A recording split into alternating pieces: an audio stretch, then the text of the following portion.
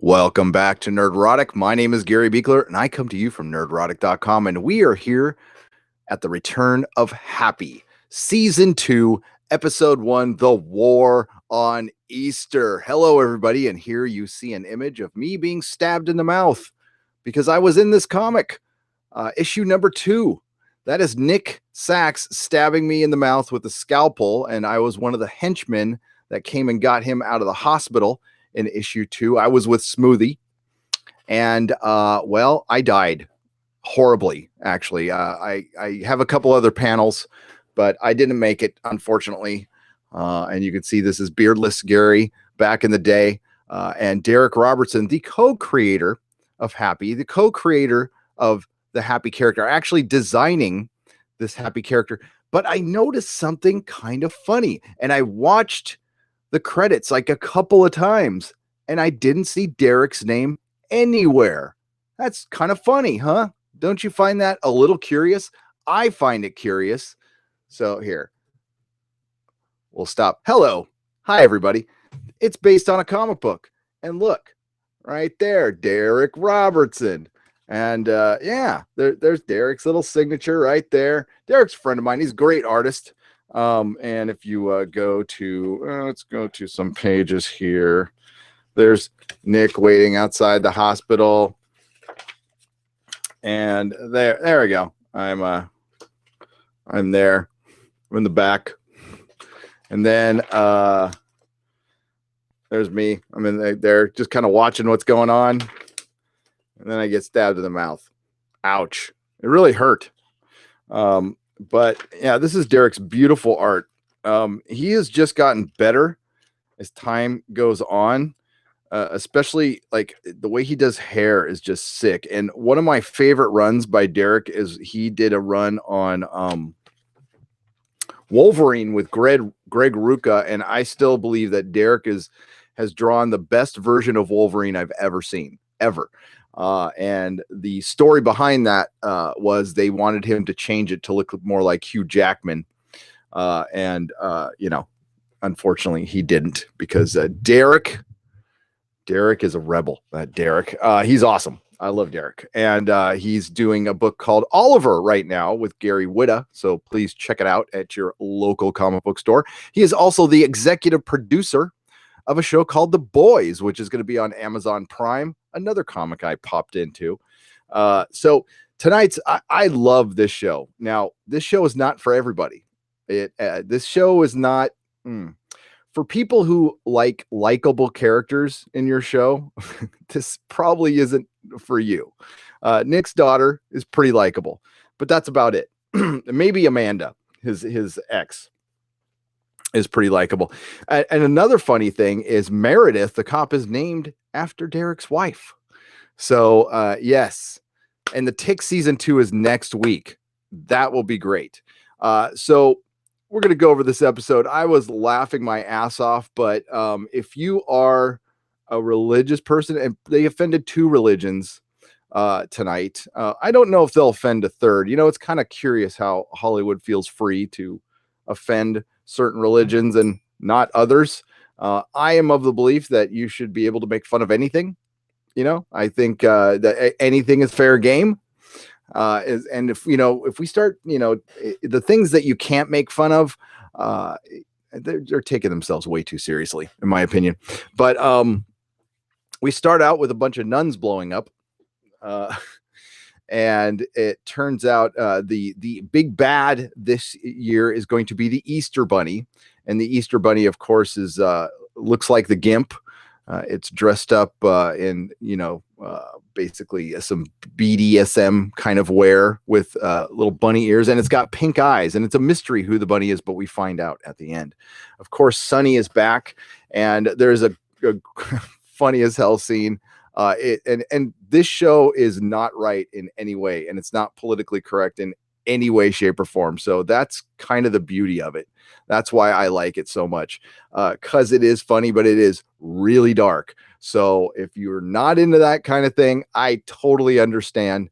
But sometimes I have a pretty sick sense of humor, and I laugh at this stuff. Now, let me get my little IMDb up here. Okay, so Christopher Maloney is brilliant in this. He is so damn funny. So of course he's got his daughter back. Well, I mean, he can see her. He knows he has a daughter. And we started out with nuns blowing up, and they were on an Easter egg hunt. So they had bombs tied to them right in the beginning, and one of them had to find an Easter egg that has a detonator. And she pressed the button. One of the nuns ran away to pray.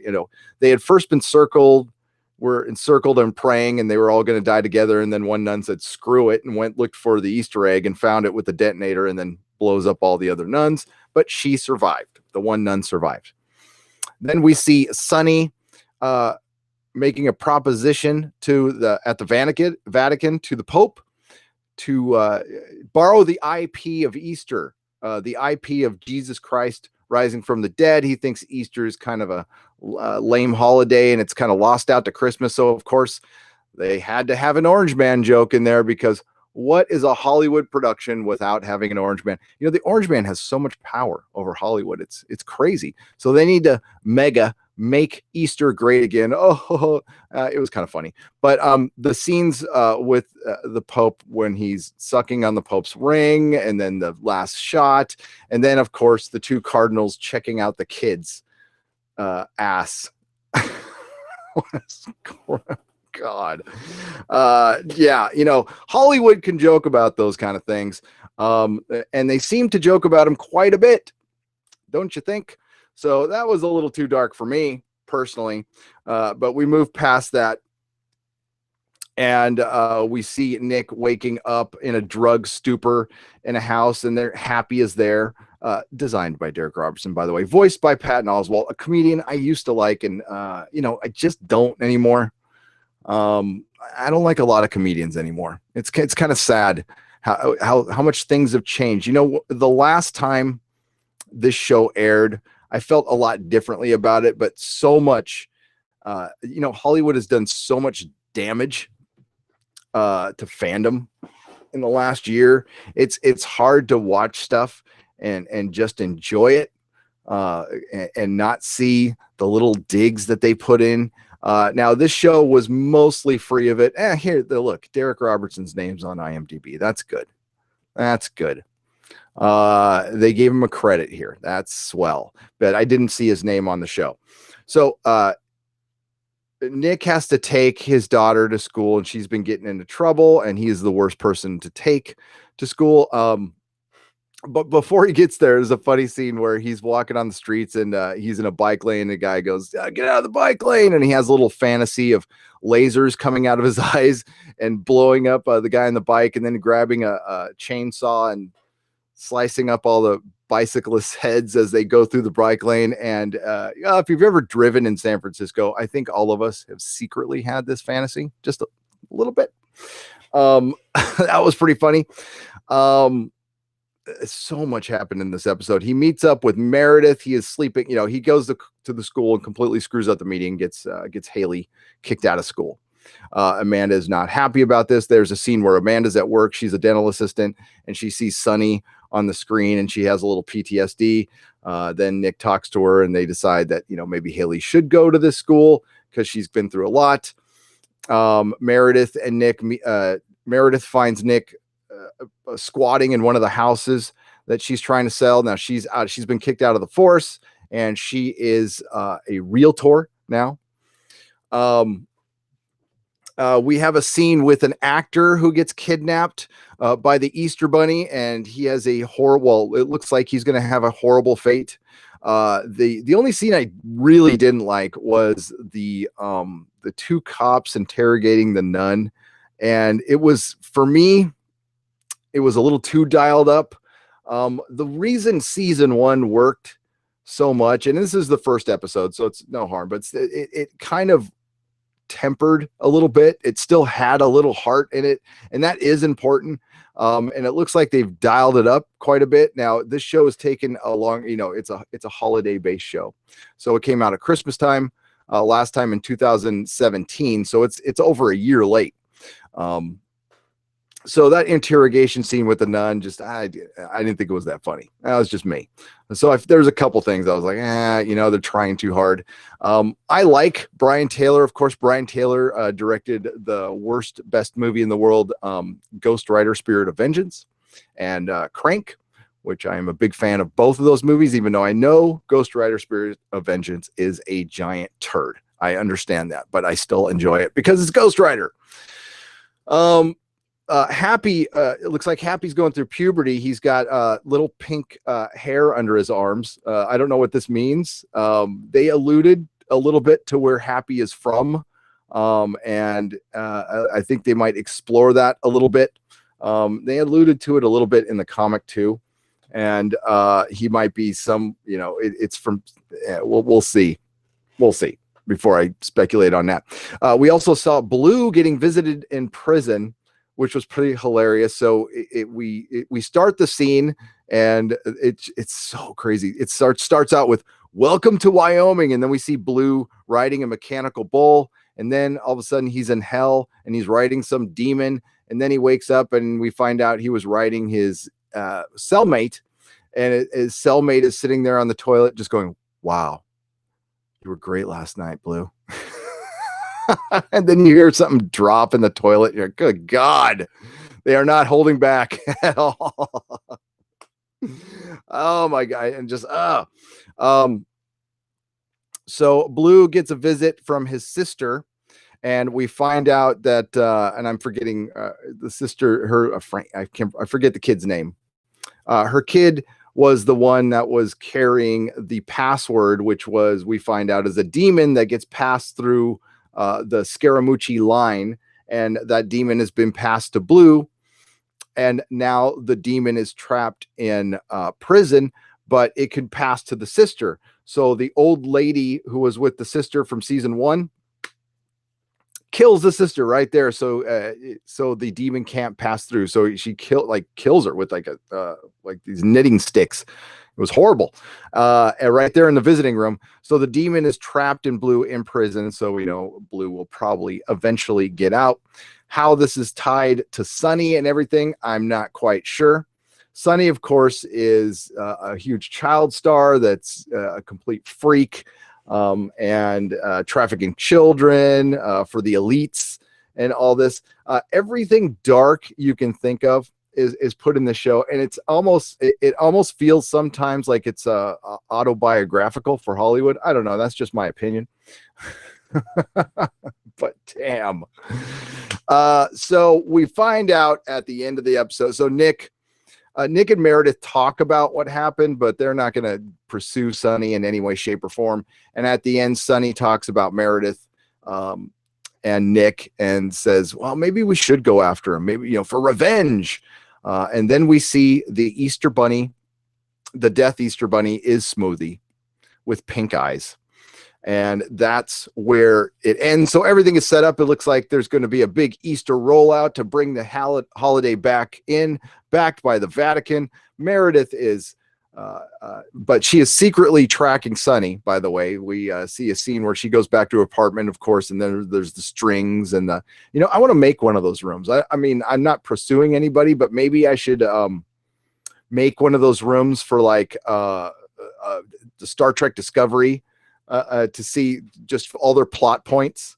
It could probably fill a room like that. So, but hey, what's up, everybody in the chat? The knitting needle murder, I was not expecting, but I was not expecting a lot. I was laughing a lot, but then there's a couple things I didn't like. So maybe I'm just turning into a prude in my old age, but Siffy. We like to call it Siffy now, not sci-fi. It's Siffy. It's Siffy. So, Michael Henry, I don't visit YouTube for a day, come back, shit gets real.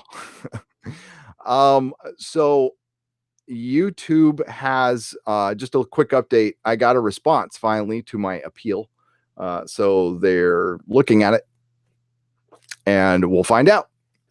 And if anything changes, you will know. Like if yeah, if anything changes, I will probably go live immediately on the other channel if anything does. But again, thank you for all your support. You guys have been great. It's been a little chaotic here at my home for the last couple days because I'm about to go out of town, and just, you know, craziness happens, and you gotta just kind of had to work some things out. How am I going to handle the STD lawsuit updates now, says Thunder Robots. I'm going to continue on. I am not going to back down in any way, shape, or form. I'm probably going to dial them up. They certainly get plenty of attention. It's great for the channel. I'm not going to lie to you. I mean, every time I do one of those lawsuit updates, it gets close to 100,000 views now. Bounding into Comics shared it, so that's really good. I think that's really good that it gets out there. Now, if anything's changed in the lawsuit in the last 24 hours that I don't know about, I don't know. But honestly, I've been so wrapped up in my own crap, I haven't really checked the news lately. I'm probably going to do it. I'm super late on my Star Trek Red Angel review, so I'm probably just going to, I don't know, do a brief video ripping it for the channel tonight, maybe for tomorrow morning. And I'm going to try to do a bunch of, you know, get caught up on a bunch of videos. Wishing I got a second head when I made my Elliott Stabler. Oh, well, why not, Tekkamon Blade? I got to see that. If the person who won the Powerball in Wisconsin is here watching, I'm related to you. Spoon! Oh, man, I can't wait. I can't wait for the Tick season 2. I will cover it here. So what this channel will be, if in the future, is covering kind of the smaller TV shows live, like Happy and stuff. I mean, Game of Thrones would it, you know, hopefully be on the big channel. So the Orville will be on the big channel, and we'll do different kind of stuff here. And this will probably be a home for Exozone too. What's up, DJ D Show? Aloha, mahalo.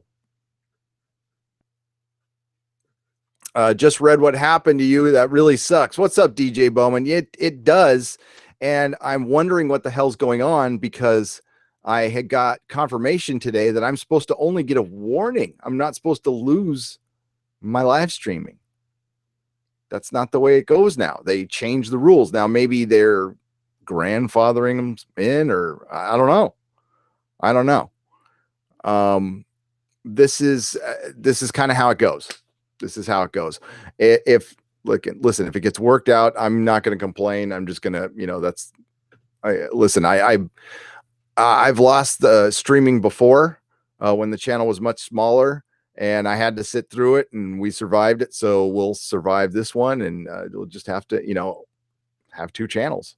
Like, I have time for 2 channels, and I'm going to start a Twitch, and I'm going to do a Twitch live stream probably Friday at some point. It completely sounds suspicious to me. Listen, like Mrs. Nerdrotic said, I kicked the hornet's nest. A lot of us, and listen, I haven't kicked it as hard as others have. So I don't think it real. I mean, honestly, I don't think it has anything to do with that. I think this is just a company, and I got caught in some, you know, with some bot. But I will fight this all the way, because I did nothing wrong. And I found out how they could find it as on an unlisted video, because I put it in a playlist. So if you put an unlisted video in a playlist, it is visible in that playlist. And I didn't realize I had it in a playlist. It's not one that's on my page, but it's on a playlist. If you do Exozone here, will you be doing the PayPal thing instead of Super Chats? Loquacious Primate, I probably will be until I'm monetized. I should be monetized on this channel in about a week or so, because I'm gonna put content up here, and it shouldn't be long till we're at 4,000 hours. We're getting there. We're getting there. 4,000 hours of watch time sounds like a lot, but it's really it's not.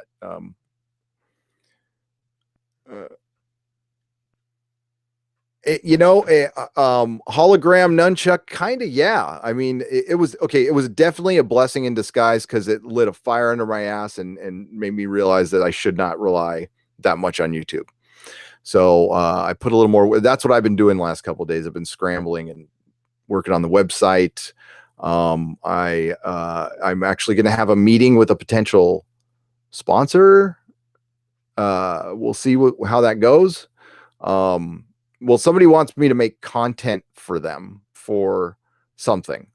So I mean, I'll let you guys know as soon as I know, because I haven't totally checked it out. I got to make sure it's legit and it's not some scam. I don't think it is. I've looked into it somewhat, but I mean, listen, I just got to always be careful. Always, that's something I learned, like I said, from the comic shop. From the minute I opened the comic shop, there was people trying to scam me real quick. I know this got nothing to do with Happy, but there was a guy who tried to scam me for a parking place. So here in San Francisco, you can get the green parking spot, and it's like a 30-minute parking spot for your business, or at least you used to be able to. I don't think you can anymore. But this guy came in dressed in a SMTA uniform and everything, and tried to sell me all this stuff. And I was a little suspicious of the guy, so I checked him out, and it turned out he didn't work there, and he'd been running a scam on all the businesses on Ocean Avenue. So we set up a little sting and caught his ass at my store. And that was just one of the many times people tried to scam me out of money. Yeah. Anne Margaret is in this season, and man, Anne Margaret, it looks fantastic. And I don't know what they're going to do to poor Anne Margaret. I don't know what, if like, they probably, hey, you want to be in a show called Happy? It's got a cute little, unicorn donkey flying around, lots of fun. And then she gets there and reads the script, and it's BDSM and just weirdness.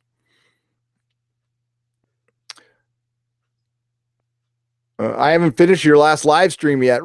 Says Lord Lovecraft. I said I was going to be on 3 times today. Man, I got to get some videos up in the other channel though. I got to get something going.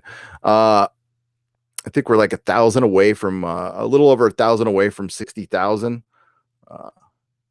If we're close before I go, I'm probably going to drop a pretty interesting video. Something I've been promising for a long time, but I found something to relate it to. So I think I can make it an interesting video.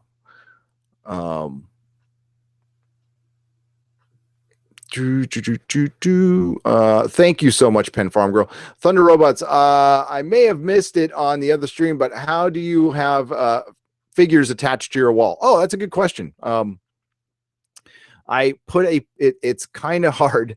And if somebody closes a door too hard, or I don't know, the ground shakes, they fall. But I put, most cases, I put a push pin between their legs. And when you can't do that, if they have a cape or something, like I put 2 push pins under each arm. So that's why sometimes they're always kind of crooked. And here, like somebody's probably crooked, like Batman's a little crooked right there. Yeah, Worf is falling over. So there is a push pin right between their legs. Right there, right where the sack is. There's a push pin. That was crude. Sorry. Yeah, and it really is hell on your thumb doing that. It took me a couple of weeks to do all this, and there's more over here. And Stone Cold Jeremy, what is up, dude? Nerdrotic, hope everything works out for you. Supporting you as much as I can. Hey, you guys just being here is support. It's great. Oh, that's Star Wars girl. What's up, that Star Wars girl? How's it going? Can't wait to meet you all April 12th. It's going to be a fun month. It's going to be a really fun month. It's been a fun couple days, let me tell you. Everybody, check out that Star Wars girl. She's amazing. Here, there you go. So as that Star Wars girl, you can link, or somebody could link her channel in the chat, please. She's amazing. Not that she needs my help at all, because she's well on her way to 100K. If she hasn't hit it already, I blinked, so I probably missed it. What do I think about Altered Carbon? I loved it. I loved it. Had kind of a silly ending, but I didn't care. Joel Kinnaman was great in it. It was kind of funny. I was reading The Expanse, and there's a character named Takashi in it, who expires. I'm like, I wonder if that's Takashi. I wonder if they kind of winked at it, but nah, it wasn't Tak. Just do a 4,000-hour stream. Sure. Okay. I'll only need like 3 Pete's for that.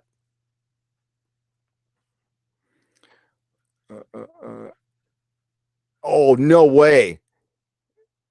Mark Hamill responded to that Star Wars girl on Twitter. Was it positive, negative? Spill. What happened? That is brilliant. Either way. The only time anybody famous has responded to me, and it was the writers of The Expanse correcting me on an error, and they weren't happy about it. They're like, dude, you totally got that wrong. I'm like, okay, sorry. Oh, easy, Tiger. Is Professor Geek in here too? Did I see Hail Professor Geek? Hello, Professor Geek. There's Professor Geek. Thanks for keeping the entertainment running into the wee hours over here on the East Coast. Hell yeah. Oh man, it's late over there. 2:30 in the morning. It's only 11:30 here. The West is the best. Professor Geek, do you know that Star Wars girl? That Star Wars girl, meet Professor Geek if you haven't met before. 2 excellent YouTubers, all part of the Fandom Menace. And yeah, Professor Geek's brilliant. I like your car videos. I do. You inspired me to make one, and then I didn't put it up because I was cussing too much in it. What's up, everybody? Hello, Matt Nelsheim. Nessim. I'm totally effing up your last name now. We live in the past. I live in the past, yes, because you guys, Professor Geek is actually in the future. I apologize to him for his treatment in the last movie, and he responded. What did he say? What did he say? I gotta see that. And I hear he's not going to be in the next movie very much at all.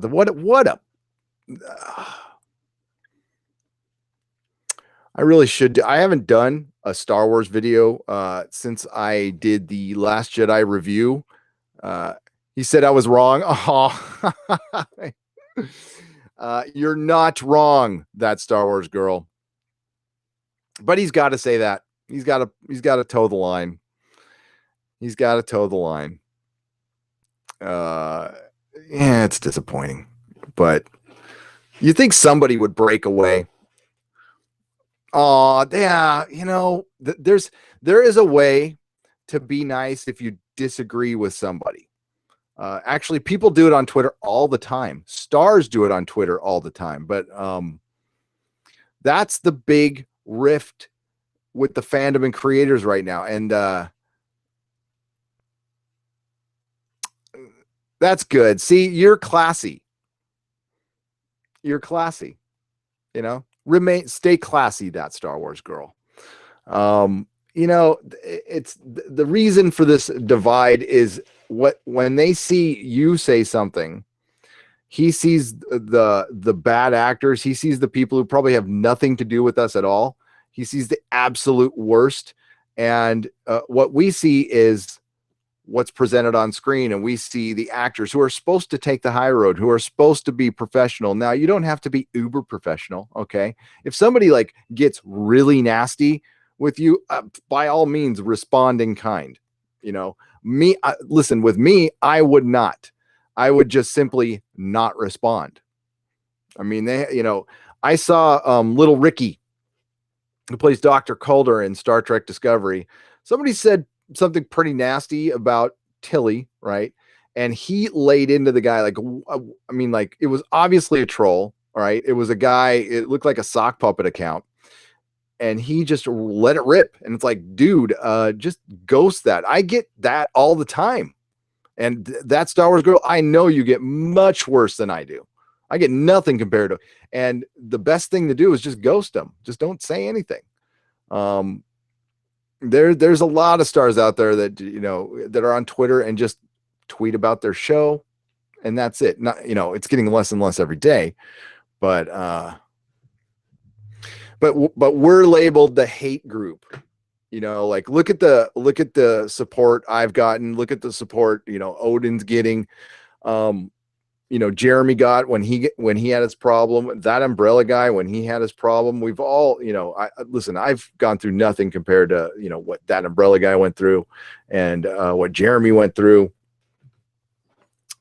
So now we're actually a pretty good group of people here. I'm sorry, it's my late night voice because everybody's asleep. Thanks, DJ D Show. So I don't even think we're that angry. I think we're kind of funny, but that's just me. I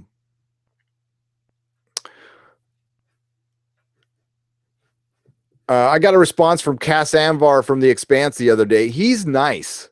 I bet you it was nice. And you know what? The Expanse doesn't have this problem. Why? Why doesn't The Expanse have this problem? It's got a diverse cast. Show gets a little political. But nobody is railing on anybody from The Expanse. And I'm positive. Well, I know for a fact the writers of the book are pretty SJW, but I just don't follow them on Twitter. And there's just no, they can get really salty, to be honest with you. But as far as the cast is just tweeting about their show. They're looking like they're having a good time. That's how you do it. I bet politically they probably align with most people in Hollywood, but they don't blast it on Twitter all the time that I see. I see The Expanse stuff. So maybe I'm, and I don't follow movie stars just for that reason. I just don't. And I stopped following comic book creators too, which is kind of a bummer, but yeah. And some of them have blocked me. So there you go. But yeah, they're just tweeting about the show and how much they love the show. And there's nothing but love around The Expanse. And yet Star Trek Discovery, we can't go a day without somebody popping off or them putting out an article and and Star Wars is worse. Star Wars is going to ramp up again big time with Celebration coming on. So I'm sure you have the videos ready, Star Wars girl. Professor Geek, I need to get you on a live stream, and I need to get that Star Wars girl. We're gonna, I guess for the time being, unless things change, we'll do Game of Thrones here, I guess. But I was hoping to do it on the main channel. Thanks, Professor Geek, but I need to get you guys on a live stream. Yeah. I was about to blab something I probably shouldn't have blabbed. I got to message you guys privately because I messaged Jeremy yesterday. DJD Show, thank you for your support, my friend. Luke became what he swore to destroy. That's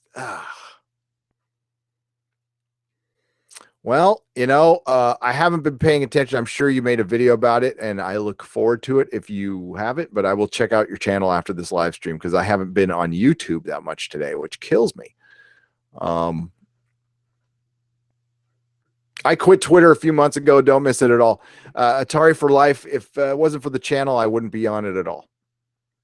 But I've had a pretty positive experience, but I just, read the people I like and I follow the people I like, and it tends to be just fine.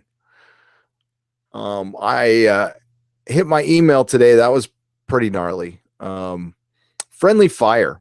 Been getting some friendly fire. Some old subscribers from the early days are kind of ticked at me, but that's to be expected. Gary, can you write a note to my boss explaining why I'm going to be late for work? I'd be happy to. I need to be up in 3.5 hours. East Coast time sucks.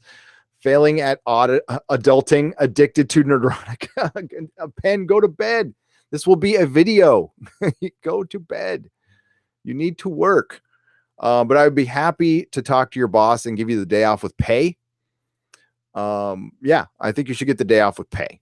So I'll sign off on that completely. I'm sure he'll listen to me. I'm an adulting.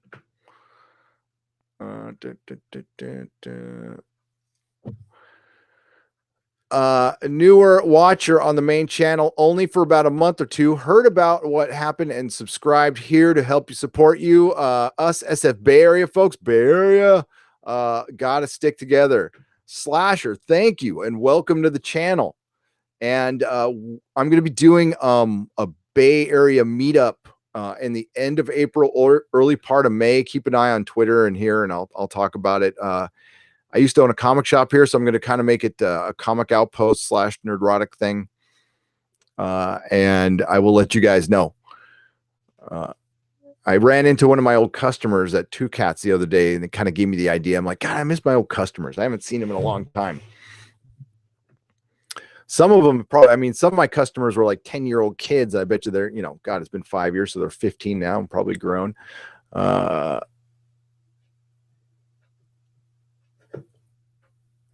Sorry, dude, my internet keeps stalling. I gotta go. Love you, man. Hey, Tony, do what you gotta do. Love you too. Thanks for being here. I appreciate it. Gary is best served live. I would die without live streams. Are you kidding me? Sleeping is for fools. It is. So I will, and we're going to talk about whatever, but I will talk about Happy, and I'll probably, you know, I'm playing it kind of fast and loose with this channel, kind of like my life. But what I'll probably do in the future is do the short Happy recaps, and then we can start another live stream or whatever. I'm going to be doing at least 2 tomorrow and at least 2 on Friday for sure. So you will be sick of me by Friday, and then, you know, don't forget me while I'm gone. The Expanse, in my opinion, is the best show on TV, with Altered Carbon a close second. Nitram, yeah, you got to throw in the Orville. We got to throw in the Orville, but I'm right there with you. The Altered Carbon, you know, honestly, why I like it, it's a beautiful show. It's the effects, the sets, the costumes, the Edgar Allan Poe AI. I mean, that's really the hook right there. And Joel Kinnaman, I don't know how it's going to do without him, but Anthony Mackie is going to be playing Tack in the second season. So if you don't know about Altered Carbon, it's basically you are you're a USB stick, and you can be downloaded into any body, which is called a sleeve. So there's a little thing in the back of the neck, and they put you in there, and you can live forever. Well, for some reason, you do have a life cycle. You can live, unless you're really rich, maybe like 100 years. If you lose your sleeve, you got to be kind of rich to get a good one. Tack was gone for a couple 100 years because he was some sort of freedom fighter, and he's actually Asian. Asian and God, was it Polish or something like that? Slovakian, I can't remember. And we see 3 characters in the it's a Netflix series, and it's pretty good, and it looks very Blade Runner. It's really cool. It's very cyberpunk. So if you get into that kind of thing, it's cool. It's a little bit of a murder mystery. It's very Matrix, but way more colorful. And it's kind of, I mean, it's got a good mix of humor. Yeah, it's really good. Altered Carbon, 1990s Outer Limits. Again, so many shows borrow from Outer Limits 90s. Yes. Also, Alyssa Milano's boobs pre-op. Thumbs up. Time Traveler registered trademark. Oh, man. You know, listen, Alyssa Milano, let me... I just remember her as Tony Danza's daughter, and I cannot see her any other way. So I just go, no, too young. Gary, I figured out live streams after show before, so I figured out live streams after the show before, so I hope you got my tip. Oh, you mean Streamlabs?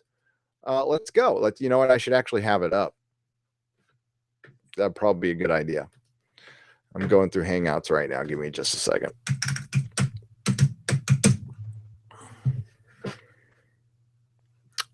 Oh, come on.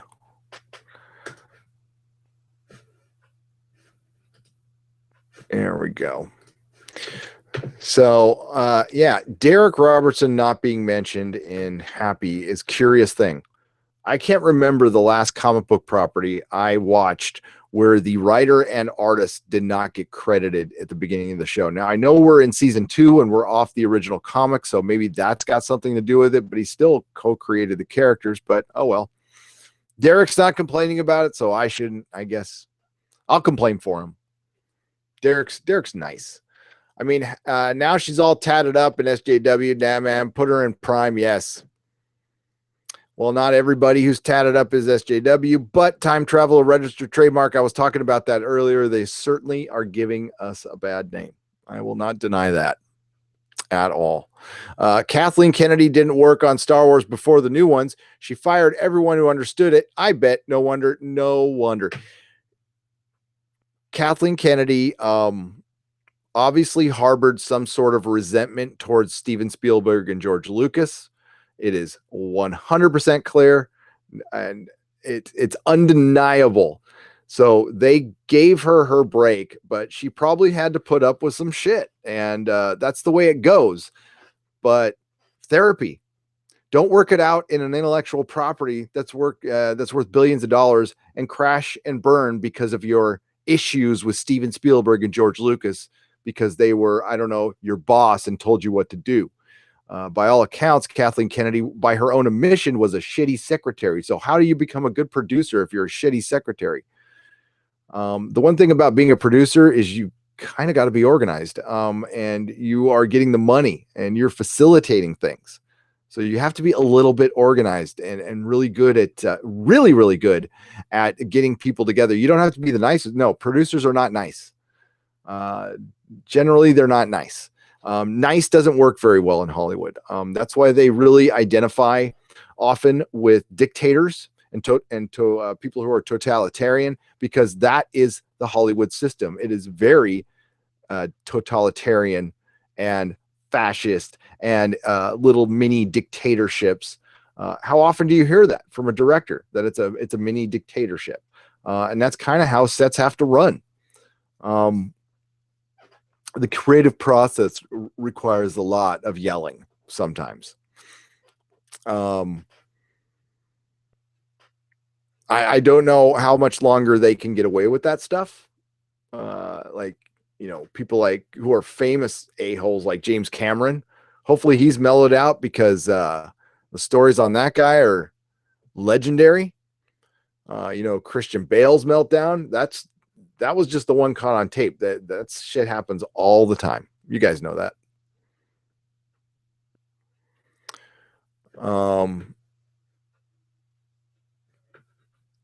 Getting rich often involves stepping on people. After a while, stepping on people becomes their job. The fire dragon. Yep. That's the one thing. One of the truths in life. You don't become a billionaire without ruining somebody's life just by accident. You know, you can make one decision that can just ruin somebody's life. So just the fact that you are a billionaire, you're making enemies. And you know, the people who are billionaires are hyper competitive people. And you know, that's listen, if you made $1 billion, great, awesome. You know, you earned it. I do not begrudge people for being billionaires. You know, that's a lot of money. Yeah, that's just a lot of money, obviously. And if you become president, you're going to be responsible for the death of a lot of people. And you got to be okay with that, you know, because you're going to make a decision, a drone or something, or just an accident. But you will be involved in a decision that takes lives.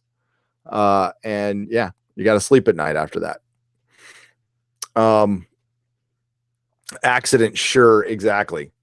What the first billionaire who never you the first millionaire who never broke the law? Yeah, that's another one. That's a great point. Time traveler, registered trademark. The millionaire, you don't get that rich without breaking a law, in my opinion. There's got to be a law broken, a tax law, something. But you know, when I do that 60,000, man, I, I, I see. Okay. So I promised to tell a story at 50,000. Actually, I promised to tell it at 10,000. Then I chickened out and I did it on Patreon, but I didn't do it on my main channel. And then I promised to tell it 50 and I chickened out again. Then a couple people sent me emails going, dude, you promised to tell that story. You can't like go back in your word. I'm like, all right. So I'll probably tell it this Friday, but I finally found like a video to relate it to. And it's semi self-doxing, but it's also a way to, you'll see it when the video comes out. You might think I'm crazy for doing it, but maybe I am. I know I'm sounding really vague, but Friday, I'm teasing it. It's coming out Friday. It's got something to do with Robert Downey Jr. And Anti-Trekker told me about this a couple days ago. He told me about an early interview with Robert Downey Jr. and he was talking about his politics. Now, these were his politics 10 years ago. They might have changed since then, or evolved, or devolved. I don't know. But I liked what he said. I had a lot of respect for what he said, and it was based on his experience. And he and I have had a couple of very similar experiences. Now, while I haven't woken up on somebody else's couch in a heroin stupor, I have certainly woke up. Wow. Woke up under a bush in a crank stupor, like many times. So yeah, we maybe that's why I like the guy so much. We got a lot in common. Hey man, it's Hollywood. Everyone goes gay once in a while.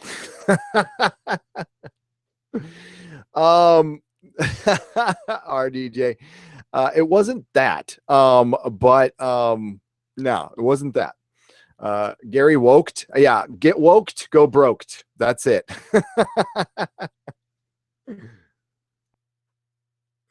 Tropic Thunder is one of the greatest movies. I love that movie so much, and it can't be made today, and it wasn't made that long ago. What's a crank stupor? Well, Kenneth Sungard, let me tell you what a crank stupor is.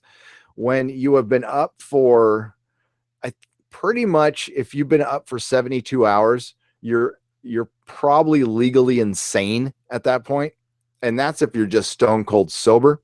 So if you have, let's just say, a little help staying awake and you stayed up for like, I don't know, 7 days, you're probably, I don't know, can you be legally quadruply insane? Because I mean, straight up talking to myself, mumbling, seeing things, I mean, like straight up hallucinations of people and things that ended up being like road signs or a tree or something like that. And just the world gets weird.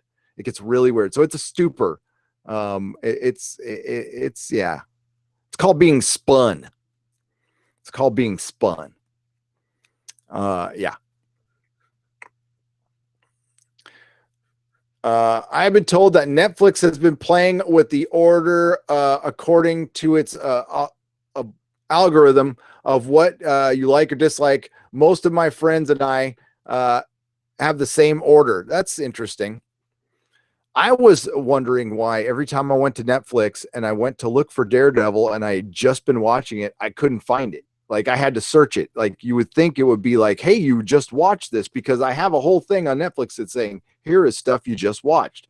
Now, I may share my Netflix account with some people, maybe, as I share my CBS All Access account with some people, and lots of other things. My DC Universe account with some people. And maybe they're watching it. I don't know. But I never could find any of the Marvel shows, and this was when they were all about to get canceled. Yeah, I need to see For Love, Death, and Robots. I do. We tend to call those Tuesdays around here in LA. Hey, Jar. Yep. Oh, man. I got stranded in Hollywood. My friends left without me one time. Oh, shit. That sucked.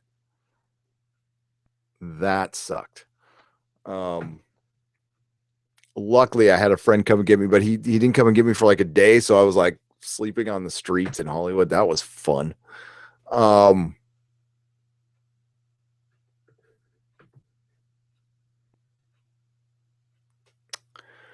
That's every crackhead I see. Oh yeah, and yeah, I was walking at the passport office down here in San Francisco, and we get out of our car, and there's somebody smoking some crystal right in front of my kid.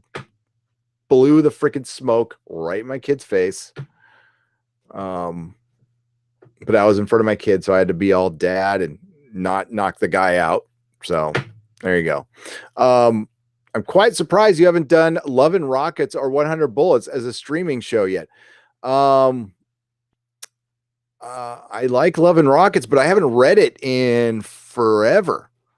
I've listened to the band more recently than I've read the comic. At the end of Happy, they played Peter Murphy, which was pretty damn cool because I just saw Peter Murphy, formerly of Bauhaus, which turned into Love and Rockets.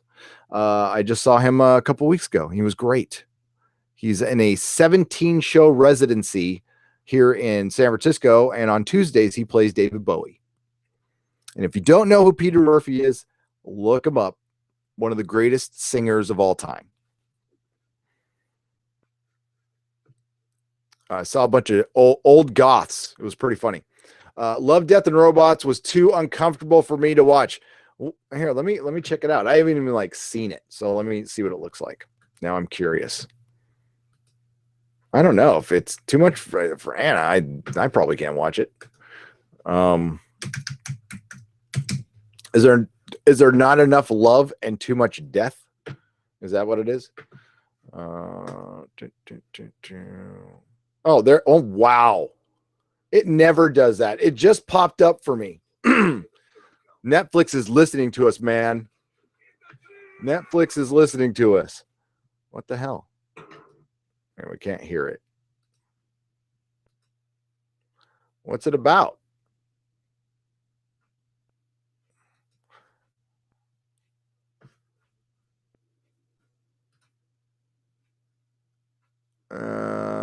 There's some Russians.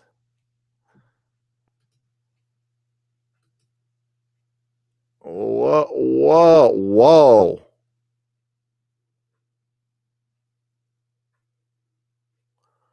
What the hell? Hang on.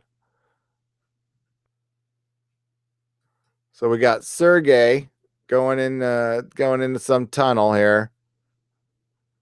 And it looks like they're going somewhere where they shouldn't go. Oh, that doesn't look good. Oh, shit. Oh, damn. All hell breaks loose in the end here. Oh, I'm going to have to check this out. What the hell?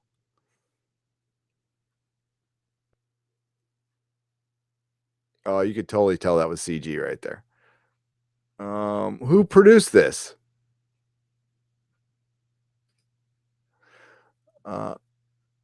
Elite units of the Red Army fight an unholy evil deep in the ancient forests of Siberia. Okay. In an underground world of Beastie, in the underground world of Beastie fights Sunny. Fights what? Okay. In the underground world of Beasties fights, Sunny is unbeatable as long as she keeps her edge. That is really a bad description. Is this translated from something? Long after the fall of humanity, 3 robots embark on a sightseeing tour of post-apocalyptic city. Oh, so it's like, okay, I gotcha. I just clicked on the last one here. Cool. I'm definitely checking that out for sure. So it's like an anthology show. I'm glad the anthology show has made a comeback. It is one of my favorite things. My favorite TV show of all time is The Twilight Zone. It's the best. What's up, Strider Man? Best written show on television. This has turned into a regular live stream. This is no longer a review of Happy, so I'm going to have to change the title at some point. But what the hell? What the hell? By the way, let me. I got to acknowledge a couple of chats here that have come through on my Streamlabs. We have we'll just say, I'm not sure if I should announce everybody's name. So I'm just going to say Ed. We'll say Ed. Thank you, Ed, for the $5. Sorry what happened. Hope this keeps up the good fight. You guys just thank you for the $5. You guys being here helps.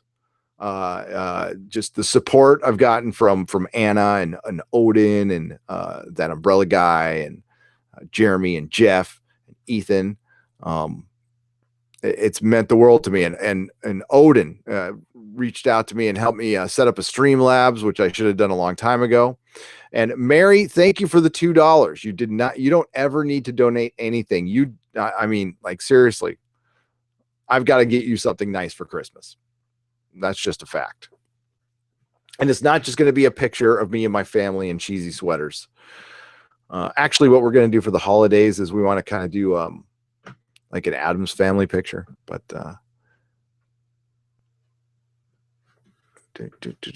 FYI, PayPal had a paying for goods or services checked by default. I had to uncheck it.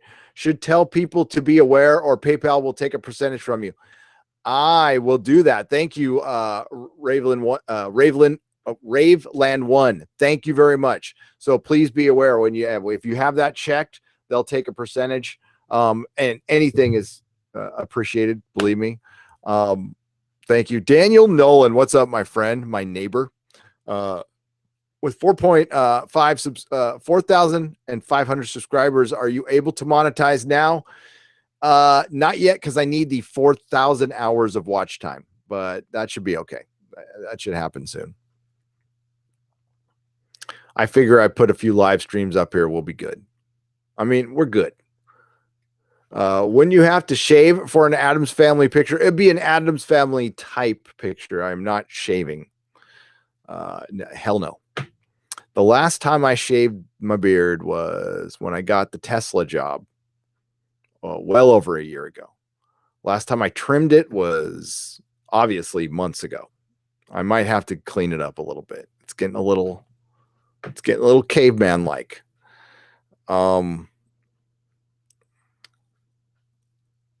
What is it with y'all in the Tijuana story? Wrestler X Pac Sean Walton has a crazy one, as well as Steve Blackman. Well, Mikey, Tijuana is a crazy town. It used to be crazier in the 80s. The drinking age was 16. So we could roll on down there and you didn't need a passport. You could just walk across. Muskie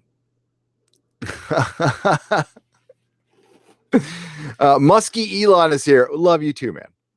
Love you too. What's up, Muskie Elon? So yeah, Tijuana, you used to be able to just walk across the border. And when you came back, the crossing guard would just ask you, what do you claim? And you say nothing, and then you walk across and you're back home and you're fine. A taxi ride to downtown to Avenue de Revolucion was $1. And if you paid the taxi driver another $1, he would take you to a decent bar. But sometimes the taxi driver would fuck with you and take you not to Avenue de Revolucion and take you to one of the side streets to one of the more fucked up bars that you don't want to go to. And yeah. And you don't want to get in a fight down there. You don't want to look like a punk. This is in the 80s. So if you had long hair, you were going to get shook down. If you had a mohawk like I did, you're going to get shook down. You got to have cash in your pocket to pay. Listen, this is the way it was back then. So a cop was going to shake you down for being drunk in public. And if you didn't have the shakedown money, you were going to jail. So you got to have like 40 to 60 bucks to pay off the cops so they don't bust you. But then they leave you alone after that. And you can get plenty drunk. There was a place called Peanuts and Beer. I'm sure it's still there. Club Unicornio. Don't go there. I'm sure that one's gone. There were some other places. Got in a lot of trouble down there. That's going to be for Friday, though. That one is Tijuana, setting of the worst Hellraiser sequel with the worst graphic violence, but hey, true Tijuana. I honestly haven't been there in 20 years. So, but yeah, I spent a night in a Tijuana jail. I did. It was not fun. They don't feed you. They, at least back then. Hey, Gary, while in Sicily, if you are ever at Palermo, go to Via Giagino. There is, among other things, a little Knights of Malta's church. I don't know if I'm going to be near Palermo. I'm going to definitely check it up. I'm going to be near some big Roman temple for sure. That's like the first thing we're checking out. But I will check that out if I'm close. Honestly, I still don't completely know where I'm going. I'm just following Mrs. Nerdrotic. Wherever she tells me to go, I'll go. If you can drive in TJ, you can drive anywhere. Yep, and I have driven in TJ. Oh, yes, I have. There's worse. I've been to worse. Some of the Caribbean islands are pretty nuts. Static M, your trip is going to be so dope. I know. My God. I can't believe we're going. I could tell you guys. I'll show you what we're playing. Temple in. I think it's like the one big Roman temple in Sicily. Yeah. Its location is Agrigento, Sicily, and it's this one. So I'm going to try to live stream from here.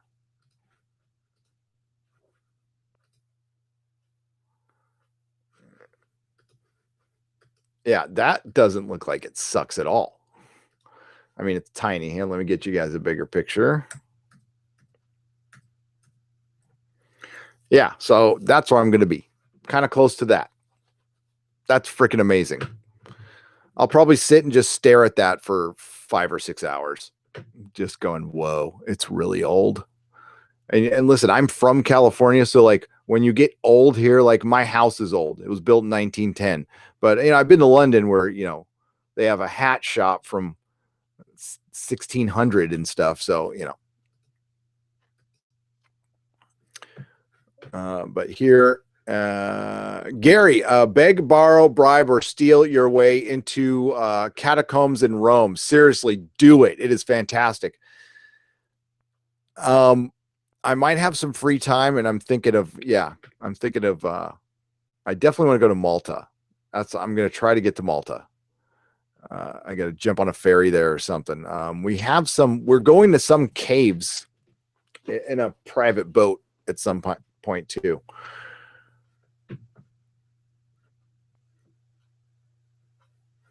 Greece, I have to go to Greece. Greece has got some amazing stuff, and I am all about Agrigento. Is it Agrigento? Ivan Campana? I'm probably saying it wrong. I'll come back all speaking fluent Italian, but I love megaliths and ancient ruins.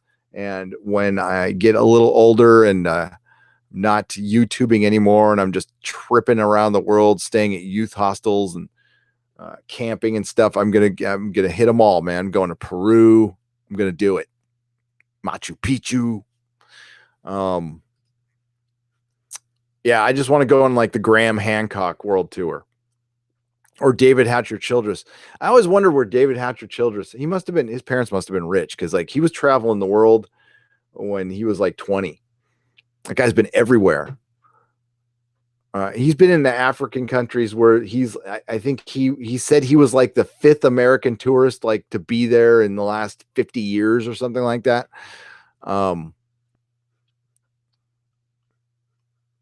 Greece is the word, Stone Cold Jeremy. It really is. The word that you heard. Oh, excuse me, private bro. I know. Sorry, EJ. Listen, I'm not paying. I can't afford any of this shit. Okay. I'm a common man. This is being floated for us because Mrs. Nerdrotic is going and doing some hair at a wedding. And when Mrs. Nerdrotic does hair, that's worth a lot of money. So, but these are also people that old friends. They've watched our kid, and they're really cool. So, yeah, I'm not going to say no. It'd be crazy to say no.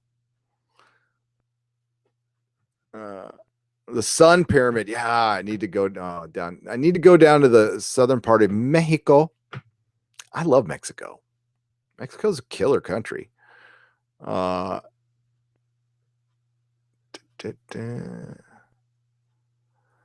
I'd love to see the Parthenon too.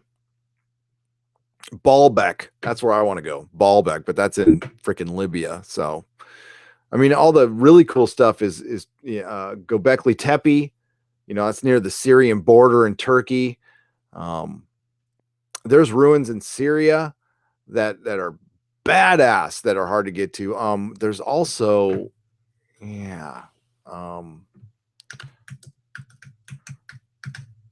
this is the one I want to go to. It is Petra, Jordan. Need to go to Petra because nothing explains Petra. Petra's huge. It makes no sense. Oh, what the hell? Why is there? Oh, okay. There's a big ad in front of it. That's why. That is crazy. So that's the nice one. And so the belief is from, the non-mainstream archaeologists that they had some Greek artisans come in and do this, but these things were hollowed out, and this city is way older than they think it is. This is in Jordan. The access, you have to go like a mile in like a crack in the mountains to get to this, and then it goes in another 7 or 8 kilometers, and there's these giant hollowed out freaking halls that are unbelievable. If they show the inside of one, oh come on, give me. Is that the only pictures you got? Really? Hang on, we're gonna go back to Petra.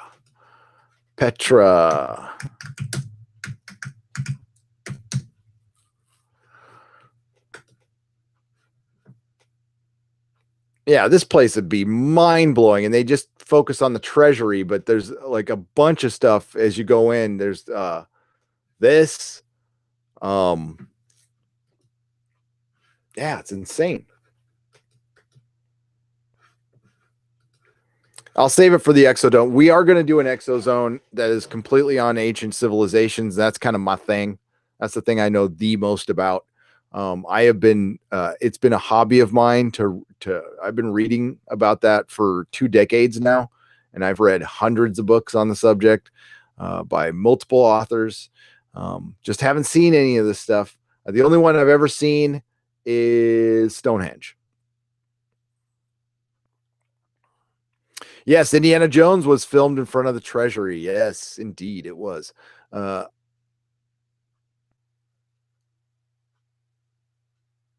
Where's Peruvia? Loquacious primate. Where's Peruvia? It's right next to Canada. That's what I heard. I love this Cold Deck 45. I've done similar in Minecraft. Hashtag unimpressed. You son of a bitch. There's always one of you. Forget all of that and go to Sammy Hagar's birthday party in Cabo. Darth Scipio. Darth, I'm just going to call you Darth. We're good friends, first name basis. Cabo is awesome. I would go to Sammy Hagar's place and have some food. I absolutely hated him in Van Halen, though. I was never a fan of Van Hagar.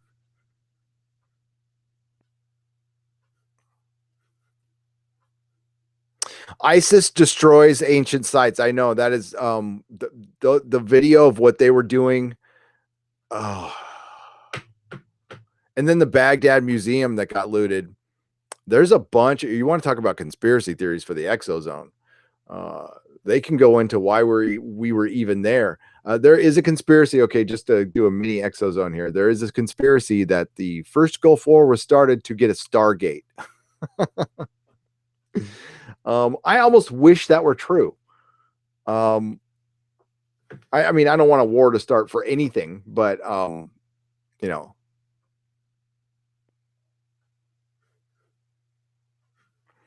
Did you see the story a while back about the real Noah's Ark location? I did. I've seen a couple of them, Strider Man.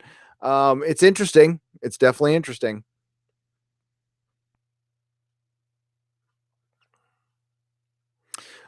Those are fighting words. Van Hagar forever. Hey, I like Sammy Hagar. I do. I like him as a person. His book on Eddie Van Halen. Honestly, when Rhino 4563, when the dust settled, and listen, I love Van Halen.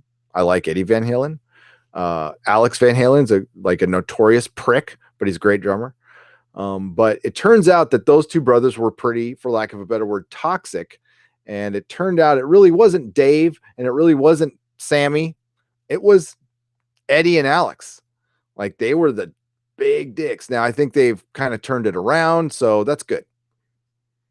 But I like Sammy. Sammy's cool. I just, I don't know, man. His like bright colors, and I love Dave. It was just cooler with Dave. I mean, Sammy Hagar couldn't sing Ice Cream Man. Okay. I'm your ice cream man. Stop me when I'm passing by. Oh my.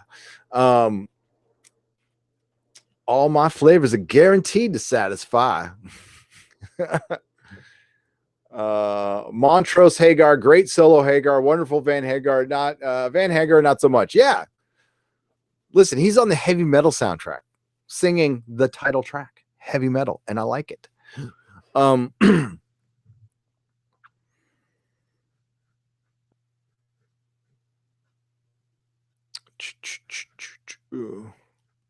Dave's not here, man.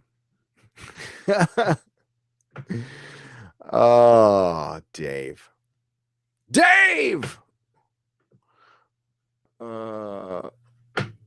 Give me a bottle of anything and a glazed donut to go.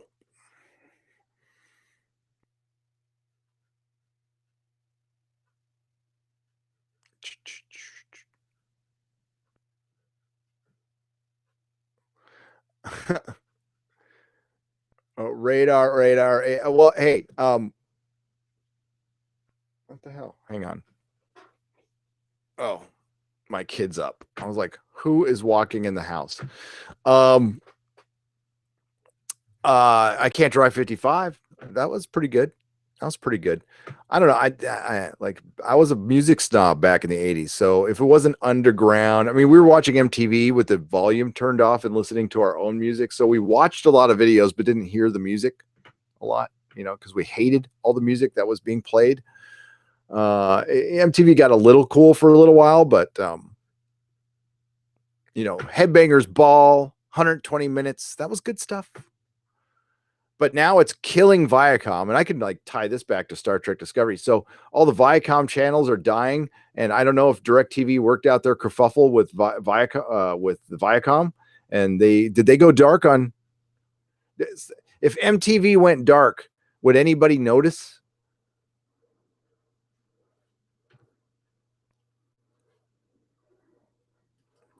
I don't even know how many people are watching right now. I'm surprised any of you are up right now. This is crazy. The Real World. Hey, the first one was here in San Francisco and had a comic book writer, John Winnick, and I couldn't stand anything that guy wrote as a comic. Exiles was okay, but that was it. Hey, whatever. I'll take whatever likes. We're talking about freaking Sammy Hagar at 12:24 a.m. Wait, SJWs. Okay, I had to get it out of the way. Sammy Hagar's not an SJW. That's for sure. No way in hell Hagar's an SJW. Aaron's toy. Why can't you sleep? Should we do a little ASMR? Let's do some ASMR. You know what? I actually did. So I got inspired because I think Doomcock should do ASMR as a joke. I'll let him do the videos here. I'll let him do all his little parody videos here if he doesn't want to do them on his own channel. But I said, I want to do some ASMR. So I don't know if maybe I'll release it here. So I read The Forsaken by which is a chapter from The Winds of Winter, which is one of the most horrible chapters. George has written some horrible chapters. This one's pretty freaking horrible. And I read it in an ASMR voice. I'll probably release it on Patreon, but it's I read that. I'm a huge Game of Thrones, A Song of Ice and Fire fan, and I reread that chapter probably once a month. Because if anybody thought George was getting soft, holy shit! And yeah, it's about Aaron Greyjoy, who is a priest of the drowned god and an uncle, uh, to Theon Greyjoy, and a brother to Euron Greyjoy, the Crow's Eye, who they've done a really bad job of presenting him in the show, because in the book he is kind of the ultimate bad guy who came on the scene late, but he's like a sorcerer pirate, and just evil as hell, and a great bad guy. And it's a chapter of him torturing his brother. It's pretty gnarly. Aaron Gray. Yeah, I love Aaron Gray. I met Aaron Gray, Ejar, a couple times. She autographed some pictures for me for $20, but I sat and talked to her for like a half hour. Do you intend to drink from the Holy Grail?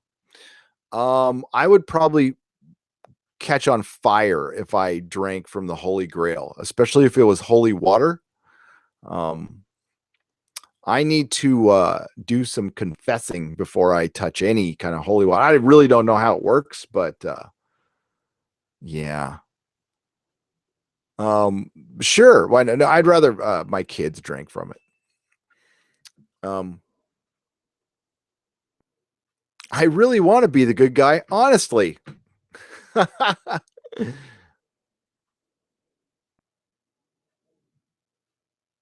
Yeah, the ASMR is weird. It's just weird.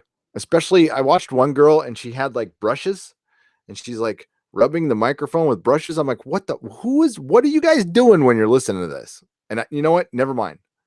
There are certain questions I don't want to know the answer to.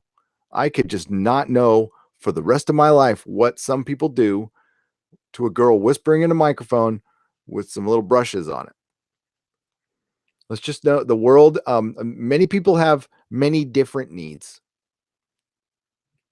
and some of them are meant to be private. I do not care about getting monetized tonight. I'm not going to be monetized. This video is not going to get monetized, so we could say whatever the hell we want. Hell, I'm staying up past 11. You got to meet Nichelle Nichols. Nichelle Nichols. Nah, I'm starting to lose it now.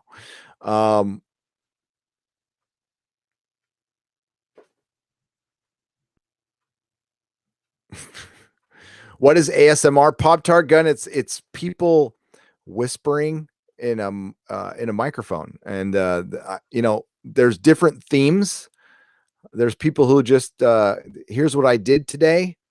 There is a girl who does unboxing of toys and DVDs in ASMR voice. She's like, here's season 1 of Friends. It's and it's like a DVD. It's not even a Blu-ray. It's a DVD. She's like, I got it on sale. It's got a little packet in it. It's like, wow.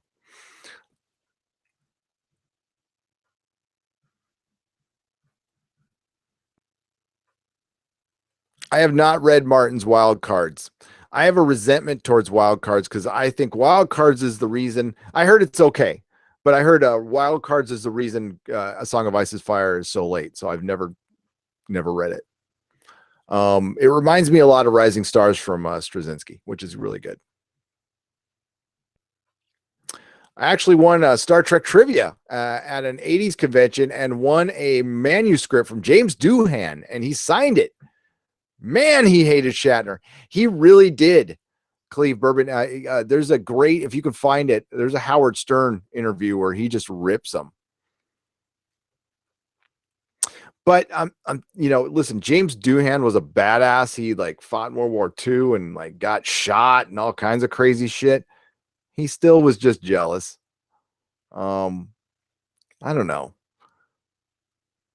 Do you think Shatner's evil? I just think he was arrogant. I don't think he was evil. I like Shatner. Loved Theon's drowned. Don't go the drowned god, Mary. We will all drink in the watery halls. It is pillow talk. It's straight up pillow talk. And the ASMR, not drinking in the drowned halls with the drowned god. That's not pillow talk. No godless man shall sit the sea stone chair. That's from Game of Thrones. Shatner or Kirk? Static MM. Is there really a difference between the two? Oh, there certainly is. Don't worry. I know there is.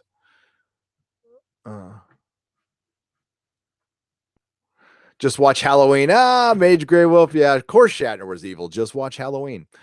Gotcha.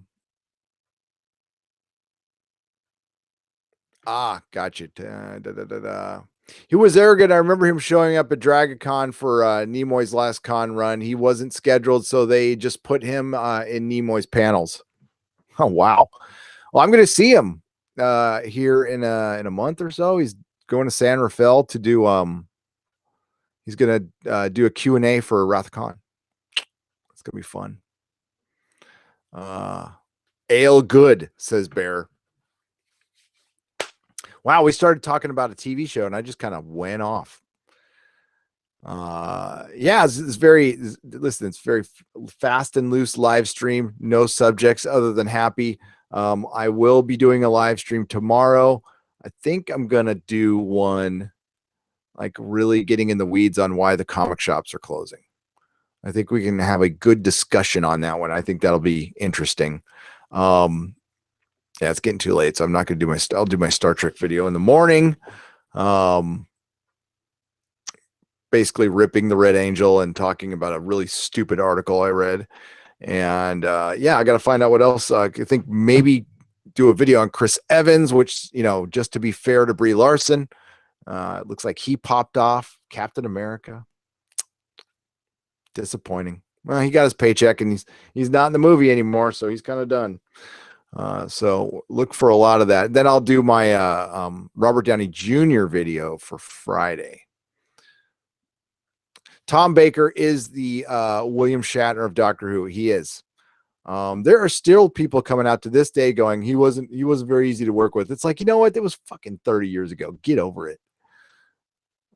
Leave Tom Baker alone. Yes, he was an asshole. So what? He was also the best doctor ever. Yeah, he's actually apologized. He's actually gone, you know, I got older. I see things differently now, like we all do, you know. So bless Tom Baker. I got to tell you, we were doing a viewing party for the 50th anniversary special at my comic shop. And when he showed up, it was like, you know, fuck, it was like the Niners won the Super Bowl. People went crazy. We had people jumping up and running out in the street going, whoa. And it's like, dude, if you're going to miss the scene, you know, and we were watching it live. Like people went crazy. It was cool. I wish I got video of it. I really do. I want to talk about a good reaction video.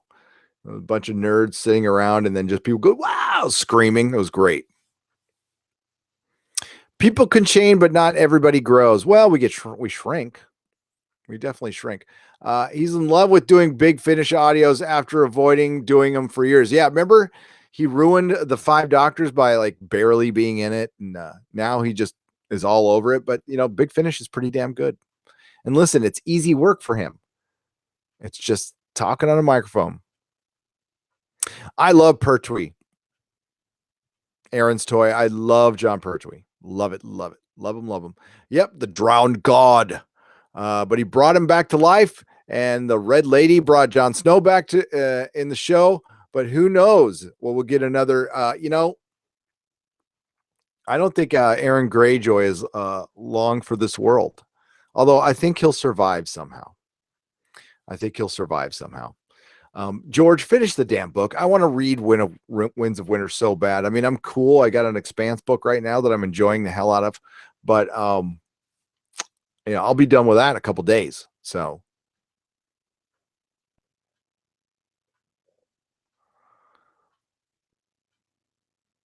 I did not, Thomas Potts. I did not live in San Francisco in 1989. I lived in San Diego. I avoided all that. When I moved up here, there was still damage though. In 2003, there was still a couple of freeways they hadn't knocked away. They finally did it. They finally got rid of the Bay Bridge and put a new Bay Bridge in, which sucks.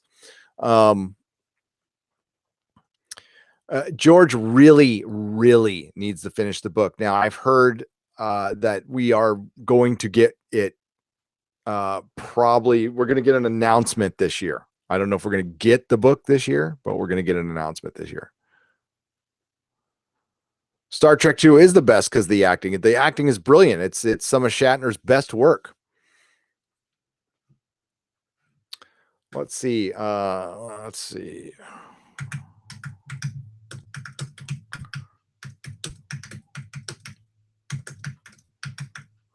didn't think it would take him this long.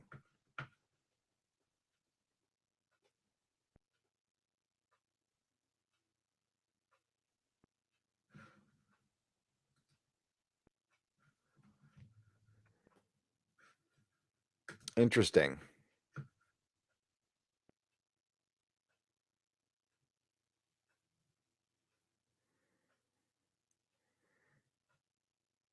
I love that Conan O'Brien video of George R. R. Martin working hard in his next book, and it shows him. It's like all the cameras at his house, and he's like doing everything but writing the book. It's pretty funny.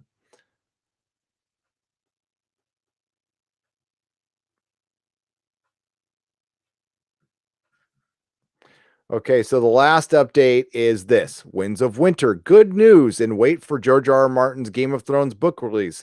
There's been another small but encouraging sign in the long wait for George R. R. Martin's The Winds of Winter. The new book from George R. R. Martin has been en route since its predecessor released back in 2011 when season 1 aired from Game of Thrones. And as the sixth book in a Song of Ice and Fire of Plan 7, fans have been on tenterhooks. What's a tenterhook? For many years. That sounds horrible. I'm not on a tenterhook. I'm fine. I'm sitting down waiting, not so patiently, but I'm not on a tenterhook. For many years to see what's next for their favorite characters. Okay, it's favorite. Freaking limeys, man. You can't spell color favorite. Come on. Oh, wait, no, it's we can't spell. That's right. We're dumb. Updates. I'm kidding. I love you people in the UK. I take back the limey. That was mean. But I like limes, especially on in water. It's very good. Updates have been thin on the ground recently, but there is a new encouraging sign that progress is being made. Okay, we'll get to the goddamn point. Spanish fan site. Well, I have a little problem. I'm a little mad at the entire country of Spain right now for my copyright strike. Spanish fan site Los Sienta Reinos published a report several weeks ago claiming to confirm that Martin had managed to really hit his stride with the manuscript whilst working in a cabin in the mountains outside of Santa Fe. Okay, dude, you live in Santa Fe in a house. Why do you need to live in a cab? Well, okay, if you're that rich. By the way, that's the city I want to move to. By the way, I love Santa Fe, New Mexico is freaking awesome. Not for everybody, but it reminds me of La Jolla. It's a town in San Diego. It's really kind of laid back, except this one's in the mountains, and there's good restaurants and I don't know, nice weather. The site added, especially in the first months of the year, the environment had a great effect on his creativity. Fan site Wars and Politics of Ice and Fire also published a detailed piece saying the same cabin was where he finished off Fire and Blood. Well, the fact that he was working on Fire and Blood was the reason Winds of Winter was late. While I enjoyed Fire and Blood, I could have certainly lived without it to get Winds of Winter. I didn't need Fire and Blood. You can get Fire and, give me the history books later. So Fire and Blood was clearly what was left out of A World of Ice and Fire, which I loved, but we've gotten 2 history books in the time we could have probably gotten Winds of Winter, and then you come out with the history books, and we still got another book to go. Elio Garcia Jr. and Linda Anstenson, George R. Martin's co-authors for The World of Ice and Fire, said George did use the cabin while completing Fire and Blood. Okay. I didn't think he was actually working on that book. I thought he edited it a little bit, but I thought Elio was and Linda were working on it. So he was working on it. Ay, caramba. And he seemed to feel at the time that he had been helpful in his work process.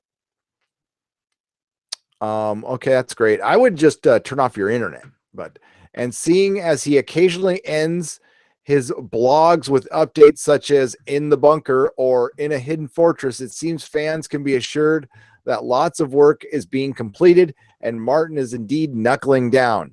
Recently, in another blog post, the Game of Thrones mastermind clarified that A Song of Ice and Fire will be 7 books long overall, period.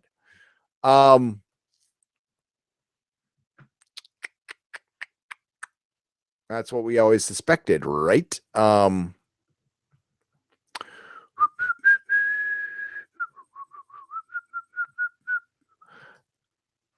on, I got to read that.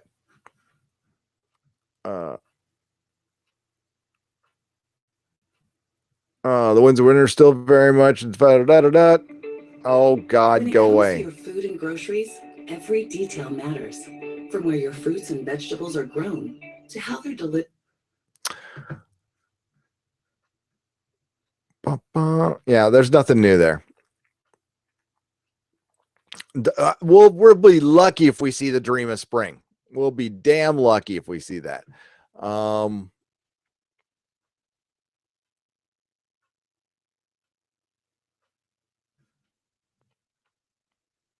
Yeah, I just get more pissed when I read this stuff, man. It's like, I don't need a damn history book. Tex-Mex is in Texas. Well, you can eat it anywhere, but I think it's from Texas and Mexico. Hey, what's wrong with Carmel, California? Nothing's wrong with Carmel, California. Did I say something was wrong with Carmel, California? I love Carmel. It's beautiful.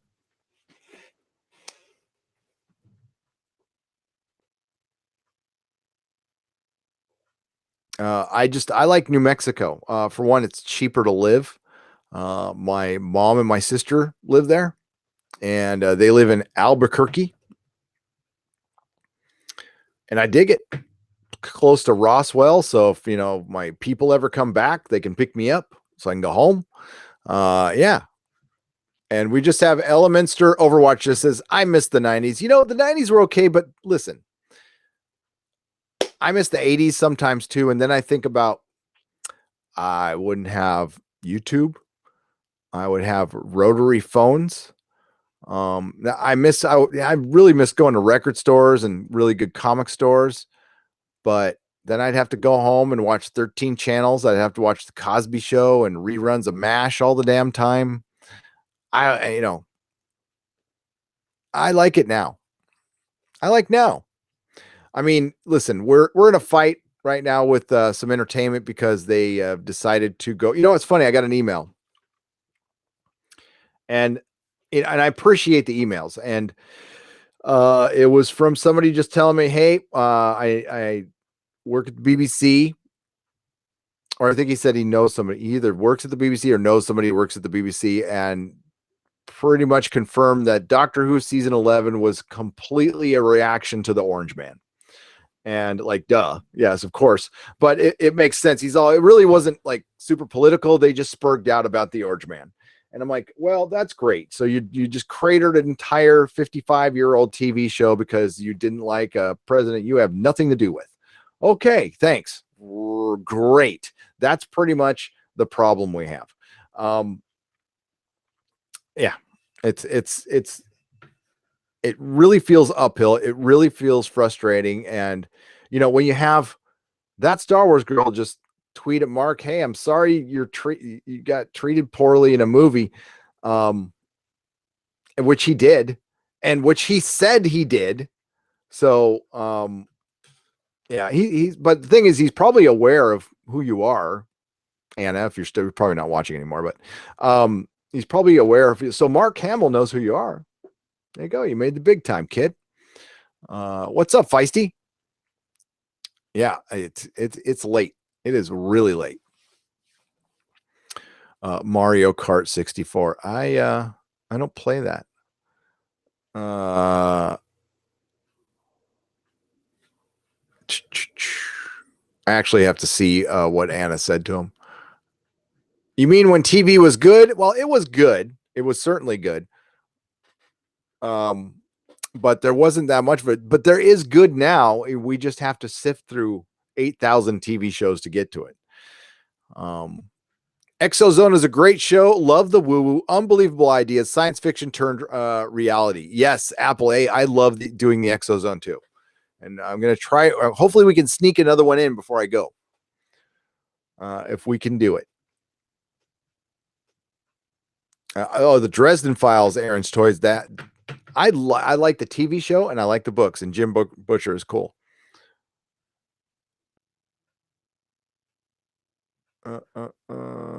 I miss Johnny Carson. I do too. Strider Man. I do too. I watched him all the time. Him and David Letterman. All right, folks. It is getting late. I was only supposed to go like for a half an hour, but it's so much fun. You guys are great. I miss Quantum Leap. I miss Battlestar Galactica. And that wasn't even that long ago. I miss Simon and Simon. I love Simon and Simon. And DJ Bowman, if you're here, I did see the remake of that, and it was great. The remake of the credit scene from Simon and Simon, the greatest show on earth, or something like that. So next live stream, folks, will be probably at noon tomorrow, right here. And then, God, I gotta get some videos out. And then there'll be one Friday, or one or two on Friday. So I'm going to live stream a lot. I miss Night Court. I miss Night Gallery. WKRP. Yeah. We could all watch that whenever we want, though. And that's the thing. And that's when like sitcoms were watchable. I can't watch sitcoms now. Maybe I'm too old for it, but I just can't do it. Thank you, Darth. I appreciate it. Bear. I know you can spell. I'm the one who can't spell, buddy. Okay. I'll be pretending to work. I know. I'm sorry, Feisty. I've been here for a couple hours. Space 1999. Hell yeah. Great show. So let me make sure I get okay. All right, we're all good now. If anything changes, I'll let you guys know. But the ability to live stream is not there yet.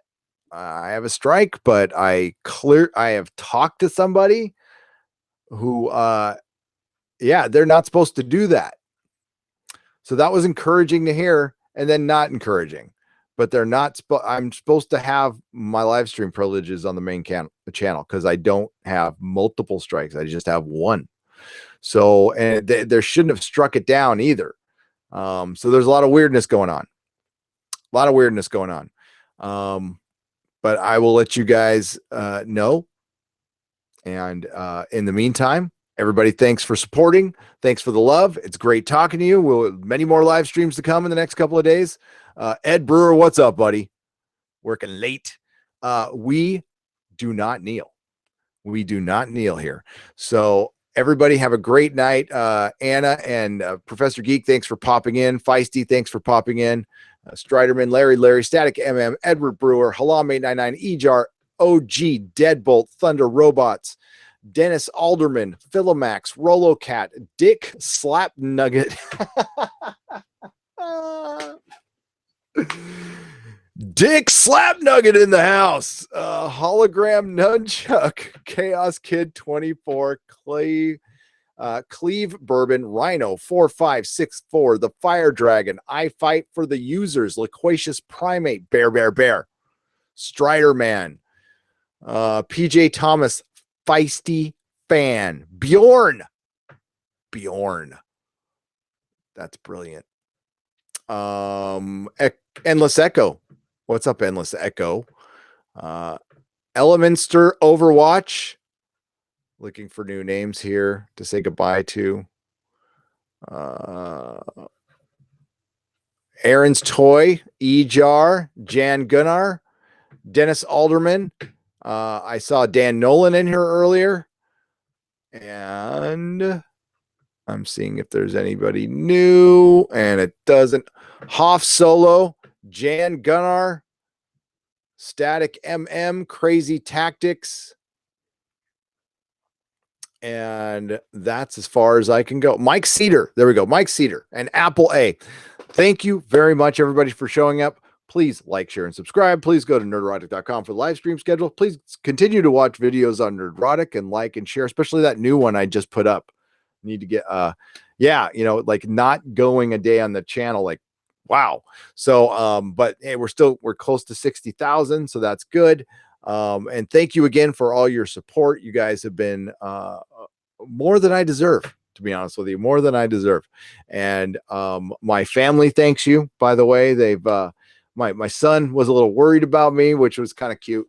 I forgot to tell the story. I got to tell Jeff real quick before I go. So my son he comes in, he goes, Dad, these guys mentioned you. I'm like, what? So these guys mentioned you. And I look over to see who's watching, and he's like, I subscribe to these guys. They're really good. And Nerdrotic Jr. is watching the world-class bullshitters. I'm like, all right. I got to tell Jeff. Got to say my kid finds this stuff on his own. So, of course, he doesn't subscribe to Dab yet, but maybe someday. Actually, I don't want him watching. But these are the long goodbyes.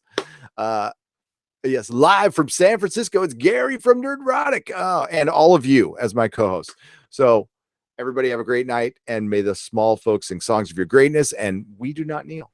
We don't.